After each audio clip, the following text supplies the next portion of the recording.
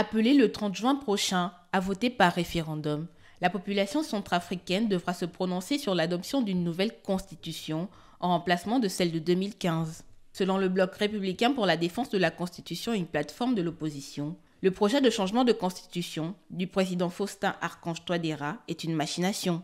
Ce vendredi, c'est au micro de nos confrères de RFI que l'opposant Anissé Georges Dologuélé s'est prononcé sur le motif de désuétude brandi par le gouvernement, tout en remettant en question les pétitions en faveur de cette loi fondamentale. C'est des arguments qui ne tiennent pas la route. C'est toujours le même pays, c'est toujours le même problème, c'est le même peuple. Le président actuel a été élu sur la base de cette constitution. Pourquoi maintenant? Pourquoi pas il y a 5 ans?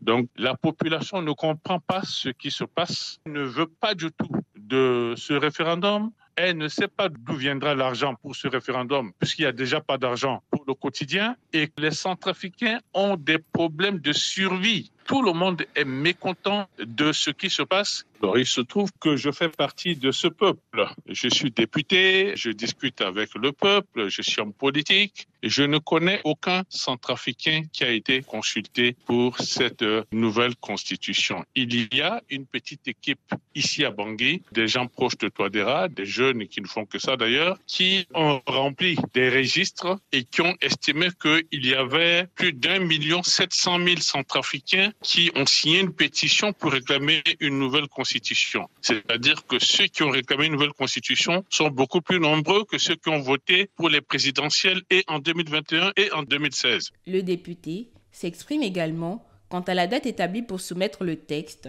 Selon le calendrier, les autorités affirment que le texte soumis à référendum sera publié à l'occasion en début de la campagne référendaire, à savoir en mi-juillet.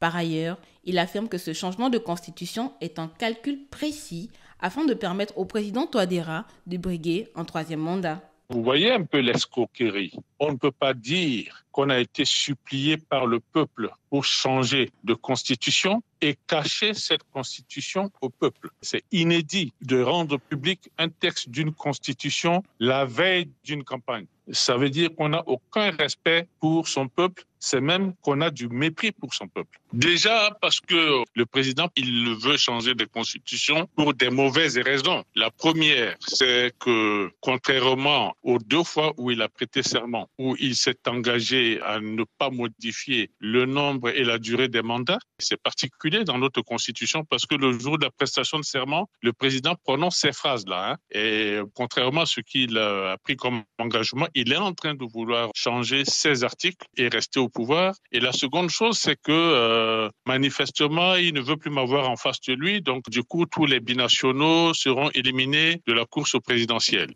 Alors que la Constitution de 2015 dispose en son article 35 qu'en aucun cas, le président de la République ne peut exercer plus de 2 mandats consécutifs ou le proroger pour quelque motif que ce soit, un voile reste toujours jeté sur la potentielle candidature du chef de l'État, tant la situation actuelle tombe à point nommé. Anissé Georges Dologuélé affirme quant à lui qu'il ne prendra pas part à ce référendum et entend bien convaincre les Centrafricains de faire comme lui.